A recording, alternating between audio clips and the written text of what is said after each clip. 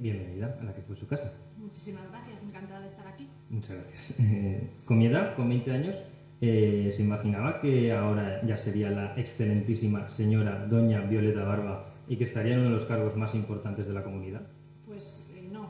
De hecho, además, lo de la excelentísima tiendo a no utilizarlo. Creo que hay una reforma que propone además eliminarlos y cosa que me parece bien. Creo que es mucho más útil el tratarte con mayor cercanía en un puesto como este. Lo cierto es que no. Antes lo comentaba con la profesora Belén Mayo, que quién me iba a decir a mí que cuando estudiaba Derecho Electoral y Parlamentario algún día ostentaría un puesto de representación como el de presidenta de las Cortes de Aragón, del cual además es un honor además poder representar al Parlamento aragonés. Pero vamos, no en absoluto. Siempre he estado muy metida en política, de una manera o de otra, incluso mucho antes de, parece que tenga una larga trayectoria, pero ha pasado todo en un periodo de tiempo relativamente corto. Pero cuando estaba en la universidad incluso andaba por los movimientos estudiantiles y en ningún momento, cuando estás en las asambleas de estudiantes, los sindicatos estudiantiles, piensas que puedes acabar en un sitio como este. Pero ella estaba interesada en política desde hace mucho.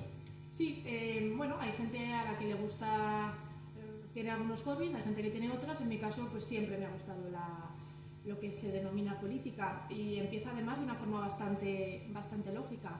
Supongo que también es algo que te hace estudiar cosas como derecho. En mi caso está muy vinculado a lo que yo considero que es luchar por lo que es justo, por defender los intereses propios y también de la mayoría social, y eso me lleva en un momento tan tierno como es cuando estaba en el instituto a entrar en las asociaciones de estudiantes, a ser representante de los estudiantes en el instituto y cuando paso a la universidad, pues a seguir batallando por lo que en ese momento conoces y piensas que es lo mejor para mejorar la vida de lo que te rodea, de los diferentes movimientos estudiantiles que había en ese momento de la universidad, cosa que además curte mucho porque te permite relacionarte y discutir y debatir, sobre todo con profesores, con otros miembros del claustro, de la junta de facultad, y bueno, y luego ya pues posteriormente, conforme fue la evolución de los tiempos, porque recuerdo que en ese momento surgió el 15M, año 2011, pues fue cuando, después de pasar por todo el proceso del 2011, decido que además de debatir y de pelear en las diferentes asambleas y plazas en las que por aquel entonces me había bregado, pues la política institucional tenía mucho que aportar si se conseguía llevar las ideas que por aquel momento pues defendíamos de otra manera, y fue cuando en ese momento pues me afilió primero a Izquierda Unida, como bien has dicho, y cuando surge Podemos, pues cambio a Podemos y hasta aquí y hasta hoy. ¿Y por qué Izquierda Unida? ¿Era el partido que más se acercaba a tus ideas? Sí, bueno, yo me considero... Pero te voy a tutear porque se me hace muy raro hablarle de usted a alguien de 29 años y imagino que aún será más raro que hable de usted a alguien que tiene 20. Sin problema, yo sin problema. Sí, bueno, yo siempre me he considerado progresista y supongo que dentro del espectro habitual de la ideología que ha movido la política española se me puede encardenar como progresista, con lo cual, pues en ese momento, en el año 2011, Izquierda Unida era lo que mejor representaba lo que yo opinaba en muchas de las cosas que se debatían en política actual, y posteriormente, pues cuando surge Podemos, pues entiendo que tiene más que ver con lo que yo pienso y es cuando paso de un sitio a otro. ¿Qué viste de nuevo en Podemos que no tenía Izquierda Unida? Es una forma diferente también de hacer las cosas. Hay que entender que en el año 2011, en el que todo bulle, en el que se solicita no solamente un cambio de sistema, sino también una forma distinta de hacer las cosas, es mucho más fácil también defenderlo en una organización que se está creando. A fin de cuentas, tanto las instituciones como los partidos políticos tienen una forma habitual de funcionar, sobre todo cuando existen y tienen tantísima trayectoria como hay algunos partidos que tienen actualmente en nuestro panorama, tanto nacional como autonómico. Luego resulta mucho más sencillo el abogar por políticas de cambio a nivel organizativo interno en partidos que se están formando. Por eso además pues decido participar en las primarias, es algo lógico cuando tú defines una manera concreta de trabajar, pues que pelees también por hacer eso posible. Y curiosamente ahora los dos partidos se han acabado juntando, no completamente, pero sí en una coalición electoral. De todas formas, ¿cuál era realmente la diferencia que encuentras ahora entre las dos, lo que llamamos los periodistas, las dos almas de Podemos, esa parte del partido que estaba en contra de la unión con Izquierda Unida y esa parte del partido que sí que apoyó en ese momento la unión con el partido de Alberto Garzón. Bueno, pero yo no diría que las dos almas de Podemos están tan delimitadas como afirmas. Se trata más de una manera de hacer las cosas. No creo que hubiera un alma de Podemos que dijera que había que coaligarse con Izquierda Unida y otra que se negara férreamente. De hecho, hemos visto cómo no se ha producido de hecho ningún proceso interno y la coalición funciona a la perfección.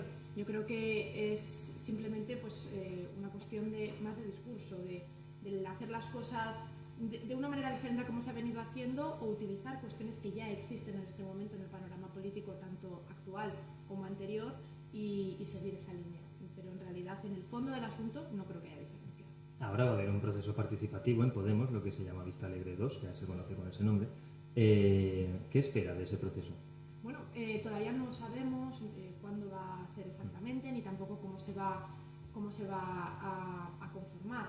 Es cierto que está generando gran expectación y además una expectación en la que se habla casi de luchas de poder, de cuestiones con un gran componente negativo, como si cuando en realidad yo estoy firmemente convencida de que los debates dentro de las organizaciones políticas o de cualquier institución, que tampoco hay por qué circunscribirse solamente a los partidos, los debates que se hacen de cara a la ciudadanía, de cara al público, abiertos y con igualdad de medios son sanos.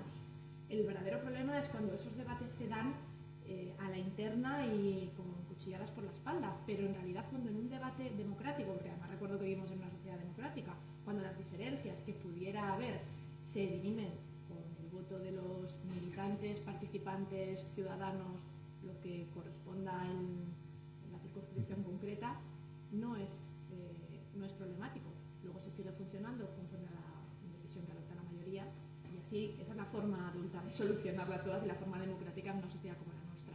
Con lo cual, ¿qué espero de Vista Alegre 2? Pues que la participación sea numerosa, que el debate sea fructífero y que permita avanzar a nivel interno del partido. Ya hubo un proceso como este en Aragón, en el que te presentaste a secretaria general. ¿Por qué dar ese paso tan grande? Pues hace tanto tiempo ya de eso casi, pero recuerdo que era un momento de conformación de la organización. No existía todavía Consejo Ciudadano estatal sí, pero no existía autonómico, los municipales acababan de conformar. Era un momento de construcción de la organización, con lo cual es lógico que alguien, ya no yo, sino el equipo que yo llevaba conmigo, del que yo formaba parte, tenía una forma que entendía de trabajar que entendía que lo lógico era seguir los documentos estatales. Yo recuerdo que en ese momento Pablo Echenique no había apoyado el documento de Pablo Iglesias, que era el documento que salió en Vista Alegre, y yo entendía pues, que había que aprobar que había que apoyar el documento de Vista Alegre. Luego, finalmente, después de todo el proceso y después, sobre todo, de ver cómo ha evolucionado la cosa, pues lógicamente el documento de Vista Alegre se ha seguido independientemente de quién haya ganado quién ganara en su momento las elecciones a secretario general y a Consejo Ciudadano. Yo además formo parte del Consejo Ciudadano y la verdad es que fue un proceso tremendamente enriquecedor. Yo creo que además fue positivo para la organización porque, como digo, el presentarte con documentos concretos y de cara a las primarias hace que la gente participe y además hace que luego te puedas integrar si los resultados de las primarias no conllevan, pues como hemos visto en otras ocasiones, en otras organizaciones, pues una purga, ¿no?, de la gente que no gana. En este caso, lógicamente, no fue así. Solamente hay que ver cómo la trayectoria que he podido tener yo y otros compañeros y, por tanto, pues el trabajo en común siempre es beneficioso. ¿Y qué opinas de esa, digamos, personalización de las ideas diferentes? Ahora, por ejemplo, se habla de los pablistas y de los errejonistas. Y cuando tú te presentaste se hablaba de la sección de Echenique y de tu sección que se dijo que era un poco la favorita de Pablo Iglesias. ¿Crees que eso de alguna manera daña a la organización? Bueno, yo creo que ahora mismo, aunque eso yo creo que la Facultad de Periodismo lo podréis decir mejor, se tiende y mucho a la política espectáculo. Y es mucho más sencillo también llamar la atención y simplificar cuando se pone nombre y apellidos en vez de hablar de la complejidad del asunto. Ahora se habla, ¿cómo lo has llamado? Palistas y arrajonistas. Sí. Ahora se habla de pablistas y arrajonistas y además se simplifica mucho el mensaje, en vez de entrar en profundidad en las diferencias que pudiera haber, que eso lo veremos en su caso, de todo saber, y como los tiempos que transcurren en Vista Alegre 2. Yo creo que obedece, como digo, una simplificación del mensaje también porque existen nuevas formas de transmitir el mensaje. Lógicamente en un tuit de 140 caracteres no te cabe un debate en serio. Después de intentar llegar a la Secretaría General del partido, ahora has acabado siendo presidenta de las Cortes. Como decía, no fue fácil el acuerdo. De hecho, el presidente del Gobierno de Aragón, Javier Lambán, dijo que era un chantaje hacer esto, porque se había llegado a una serie de acuerdos y al PSOE le tocaba la presidencia, Podemos la vicepresidencia. Lanzaron un órdago al PSOE. No, nosotros intentamos solucionar un problema, no lanzamos un órdago. Recuerdo que no es que de un día para otro nosotros decidiéramos que queríamos ser presidentes o que entendíamos que Podemos estaba legitimado para tener la presidencia de las Cortes de Aragón, sino que la situación fue que el presidente que había en las Cortes de Aragón decidió dimitir, algo que no se había producido nunca. De hecho, en la historia de las Cortes de Aragón, desde la democracia, en este periodo político concreto, y que por tanto era una situación que había que solucionar. El candidato del Partido Socialista en ese momento decidió que no quería seguir siendo presidente, a pesar de que, bueno, pues al inicio de la legislatura, precisamente por esa duplicidad de cargos que tenía, se había quedado en que optaría por la presidencia de las Cortes y no por la alcaldía de Barbastro. Luego decidió cambiar de opinión, cosa que me parece legítima también y que es una decisión puramente personal de la que lógicamente no puedo discrepar.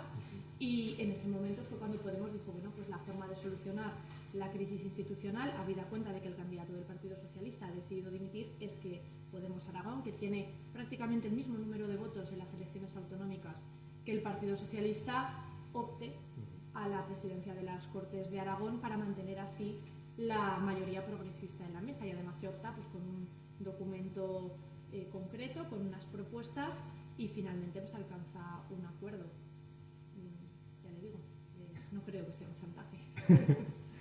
Pero es muy curioso que a pesar de esa difícil relación entre Podemos y el PSOE, se necesitan, están condenados a entenderse si no quieren que el PP llegue al poder. ¿Cómo se lleva a tener que hacerle al mismo tiempo oposición al partido, porque no están en el gobierno, pero también tener que apoyarle para que la derecha no alcance el poder? No se trata de bloquear al Partido Popular. Yo creo que cuando la finalidad que se pone en política, sea quien sea, es bloquear a otro partido, en nuestro caso, que somos de la oposición, también de la oposición, es que algo falla. Se trata de conseguir consensuar políticas lo suficientemente buenas para mejorar la vida diaria de los aragoneses y aragonesas. Y si en eso hay punto de encuentro, si en eso vemos que podemos trabajar en común, pues obviamente nos necesitamos, habida cuenta de la aritmética actual del Parlamento aragonés, para sacarlas adelante.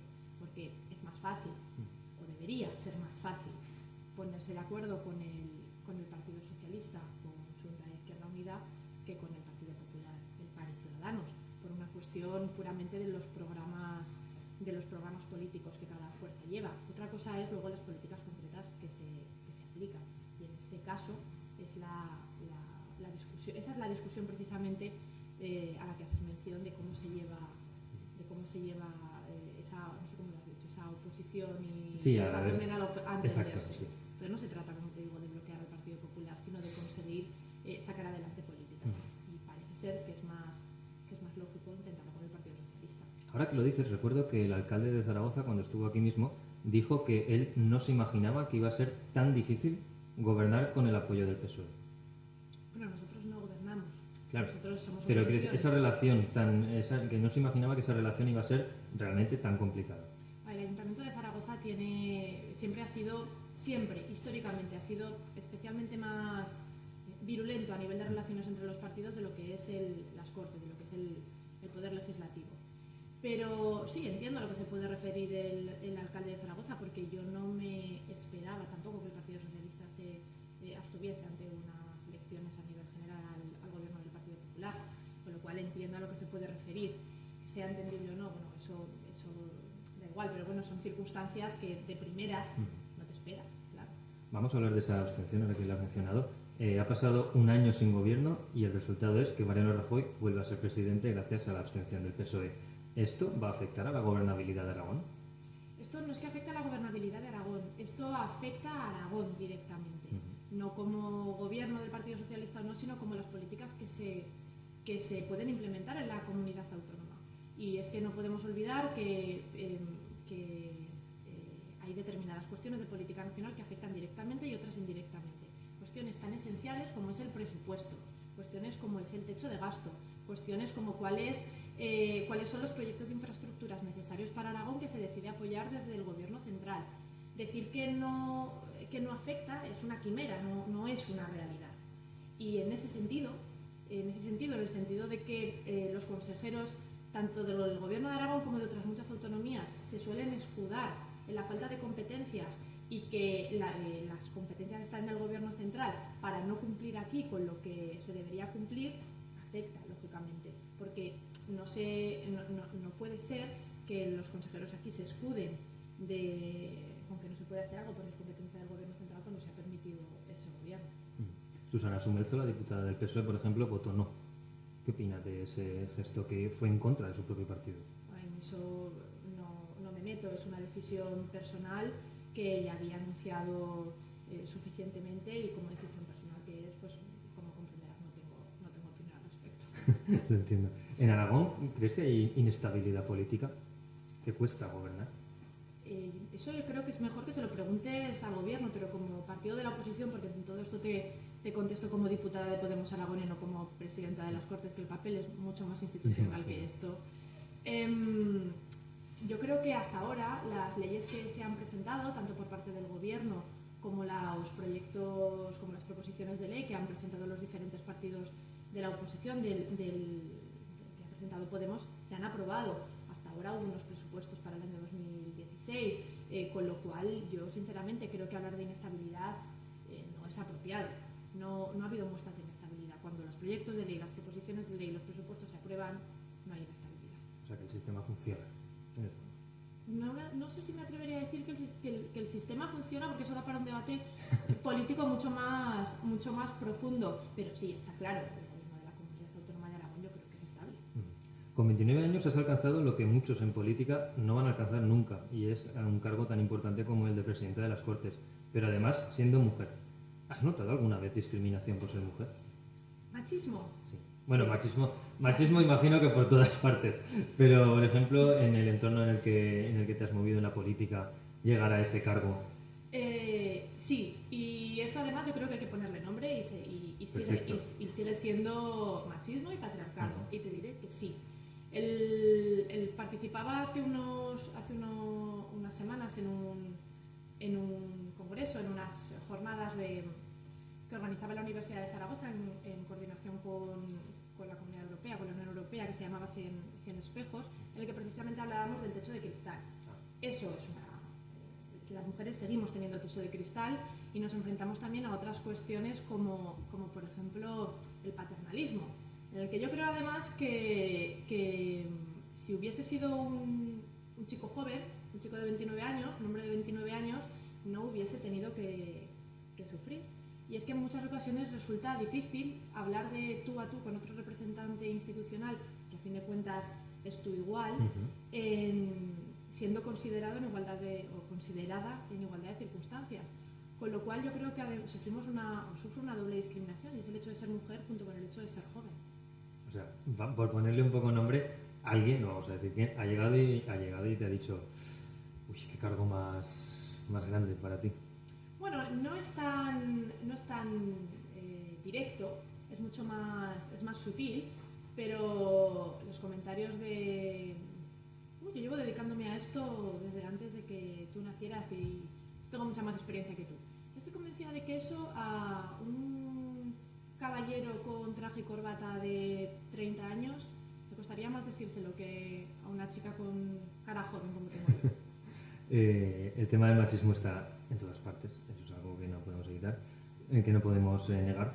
¿Cómo podemos luchar contra este machismo? ¿Es en la educación? ¿Es en la pedagogía? ¿Es actuando contra la gente que ya tiene esa ideología? Bueno, afortunadamente la situación ha mejorado en los últimos años, eso es innegable, hasta el punto de que en la función pública las mujeres tenemos tienen mayor representación que los hombres, cada vez hay más mujeres universitarias, además en puestos importantes, pero sigue siendo un problema estructural y como tal hay que actuar con medidas estructurales. Independientemente de la cuestión del Pacto de Estado contra la Violencia Machista, que sigue siendo una lacra contra la que hay que actuar, hay que abarcar o hay que intentar abarcar el problema desde la educación, enfrentarse al machismo, a la discriminación que seguimos sufriendo o al ser menos valoradas por el hecho de ser mujeres, se hace lógicamente educando en igualdad. Y para eso es importante no solamente ser capaces de transmitir esa creencia, sino también la creencia de que, por ejemplo, hay que conciliar, de que la carga de trabajo a nivel familiar ha de ser por igual, no vale lo de ya te ayudo, no es ayudar. La carga es repartida por igual, de responsabilidad de todos y de todas. No puede ser que se siga concibiendo que es una cuestión puramente femenina en la cual la parte de la pareja que es hombre echa una mano. Con lo cual hay que trabajar desde la educación, pero también adoptando medidas estructurales para favorecer precisamente esa conciliación de la vida familiar y laboral. Has hablado de las mujeres universitarias, me parece interesante. ¿Qué le dirías a las mujeres jóvenes que están escuchando ahora mismo?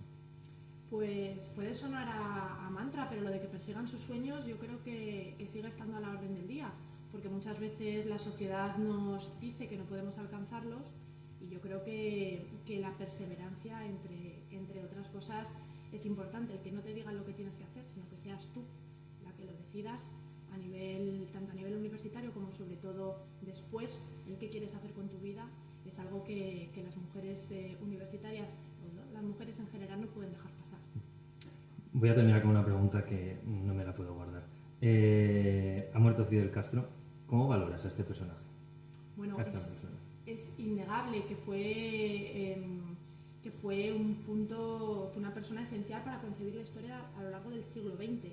Independientemente de las luces y las sombras que haya podido tener su trayectoria política e histórica, no se puede entender el siglo XX sin Fidel Castro. ¿Y no crees que, digas lo que digas, ya no solo por el cargo de presidente de las Cortes, sino por el partido al que perteneces, ¿no crees que hubieras dicho lo que hubieras dicho será cuestionado, analizado minuciosamente? Indudablemente. A eso no tengo ninguna duda, indudablemente. Sí, eso es uno de los grandes hándicaps, pero también tienes mayor posibilidad de llegar a gente que si no conocerías, o utilizar altavoces, como es, por ejemplo, en este caso Radio Mizar, pues para poder exponer tus ideas que de otra manera no tendrías acceso a ellos. Y ya por último, ¿qué crees que vas a poder hacer bueno por la comunidad desde el puesto de presidenta de las Cortes? Yo creo que el Parlamento aragonés es esencial para entender el sistema democrático aragonés español, pero hay que revitalizar la labor del Parlamento, porque no se entiende la democracia sin Parlamento, con lo cual trabajar por y para el Parlamento aragonés, a fin de cuentas, es trabajar para la ciudadanía aragonesa, eso es innegable, y a eso me voy a dedicar, a conseguir darle la importancia que merece entre todos los diputados y diputadas, junto con el resto de compañeros de la mesa de las Cortes. Nos han estado siguiendo por Facebook, por Twitter, así que Violeta Barba, presidente de las Cortes de Aragón, muchas gracias por volver a la universidad. Y una última cosa, pida que nos reformen la Facultad de Filosofía, por favor. Con voz alta y clara, porque es bien necesario. Yo recuerdo cuando estudiaba allí, lo que no puede ser es que la situación siga siendo no solo tan lamentable como entonces, sino con el transcurso de los años, pues incluso peor. Peor. Muchas gracias por venir, de verdad, ha sido un placer. Gracias a vosotros. Y muchas gracias por venir aquí.